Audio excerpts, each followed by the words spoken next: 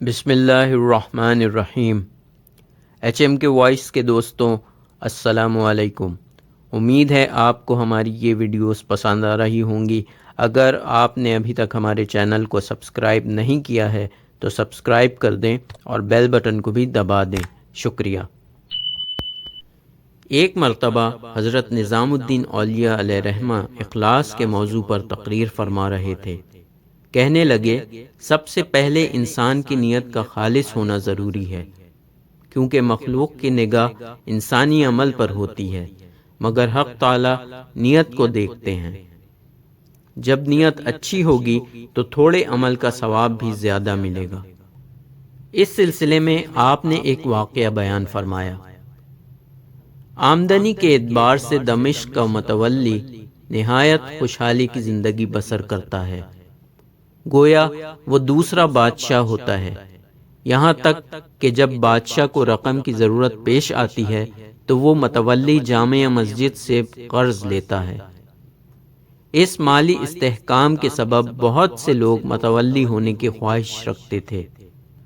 الغرض ایک شخص کے دل میں تولیت حاصل کرنے کی تمنا جاگی، پھر وہ شخص جامع مسجد دمشق میں ٹھہر گیا۔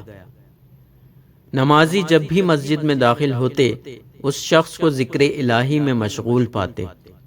وہ رات بھر جاگتا، یہاں تک کہ پورے دمشق میں اس کی ریاضت اور مجاہدات کے تذکرے ہونے لگے۔ عام لوگ مسجد میں آتے اور اس سے اپنی عقیدت کا اظہار کرتے۔ بظاہر اس کا منصوبہ کامیاب ہو چکا تھا، مگر ابھی تک خلیفہ وقت اس کی طرف متوجہ نہیں ہوا تھا۔ آخر اسی کشمکش میں کئی سال گزر گئے۔ اس کی شہرت گھر گھر پہنچ گئی تھی، لیکن حکومت کے کسی ذمہ دار شخص نے جامع مسجد کی تولیت کے سلسلے میں اس سے رابطہ نہیں کیا تھا۔ ایک رات وہ اسی سوچ میں غرق تھا کہ اچانک اسے ایک آواز سنائی دی، تو شہرت چاہتا تھا سو مل گئی، مگر تیرا مقصود ہاتھ نہیں آیا، آخر تو کب تک ریاکاری کی عبادت کرے گا؟ اس شخص نے گھبرا کر ادھر ادھر دیکھا۔ نصف شب کے سناٹے میں مسجد خالی تھی اور دور دور تک کسی شخص کا وجود نہیں تھا۔ آخر اسے ادراک ہو گیا کہ یہ اشارہ غیبی ہے اور اس کے اندر کی آواز ہے۔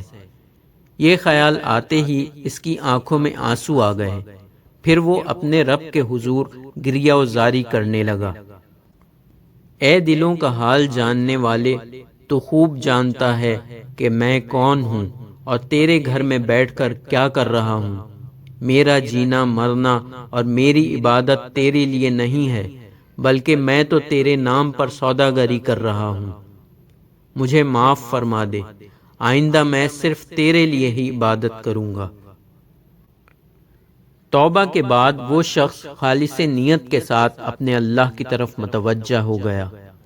ابھی مشکل سے 3-4 ماہ ہی گزرے ہوں گے کہ محکمہ اوقاف کے تمام نمائندے اس کے پاس آئے اور درخواست کرنے لگے، اگر آپ جامع مسجد دمشق کی تولیت قبول فرما لیں تو یہ ہم لوگوں کے لیے اعزاز ہوگا۔ وہ شخص محکمہ اوقاف کے تمام نمائندوں کی بات سن کر مسکرایا۔ آپ نے ہماری درخواست کا جواب نہیں دیا۔ اس کی خاموشی اور مسکراہٹ پر اوقاف کے نمائندے حیران تھے۔ کیا جواب دوں؟ وہ شخص بدستور مسکرا رہا تھا۔ تم لوگوں کو معلوم ہے کہ میں نے گزشتہ 3 سال میں کیسی کیسی ریاضتیں کی ہیں اور کیسی کیسی مشقتیں برداشت کی ہیں۔ کچھ مناظر تو ہم نے اپنی آنکھوں سے دیکھے ہیں۔ اوقاف کے نمائندوں نے کہا، ویسے دمشق کے لوگوں کی زبان پر بھی آپ کی کثرت عبادت اور پرہیزگاری کے قصے عام ہیں، مگر تمہیں یہ نہیں معلوم کہ میرا تمام زہد و تقوی ایک خاص مقصد کے لیے تھا۔ اس شخص نے انتہائی صاف گوئی سے کام لیتے ہوئے کہا، میں اپنی عبادت کے ذریعے لوگوں کو متاثر کر کے جامع مسجد کی تولیت حاصل کرنا چاہتا تھا۔ اللہ نے آپ کی وہ خواہش پوری تو کر دی؟ اوقاف کے نمائندوں نے کہا، آپ لوگوں نے میرے پاس آنے میں بہت دیر کر دی۔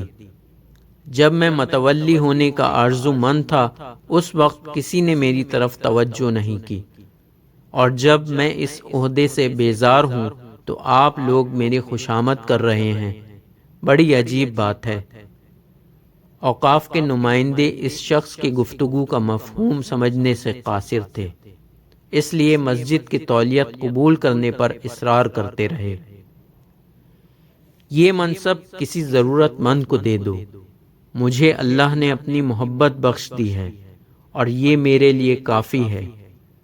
یہ کہہ کر اس شخص نے منہ پھیر لیا اور ذکر الہی میں مشغول ہو گیا، پھر وہ آخری سانس تک اسی روش پر قائم رہا۔ یہ ویڈیو اگر آپ کو پسند آئی ہے تو لائک کریں، شیئر کریں اور ہمارے چینل HM کے وائس کو سبسکرائب کریں، ساتھ ہی گھنٹی کے نشان کو بھی دبا دیں تاکہ آگے آنے والی تمام ویڈیو کا نوٹیفیکیشن آپ کو وقت پر مل جائے۔ انشاءاللہ اگلی ویڈیو کے ساتھ پھر حاضر ہوں گے، جب تک کے لیے اللہ حافظ۔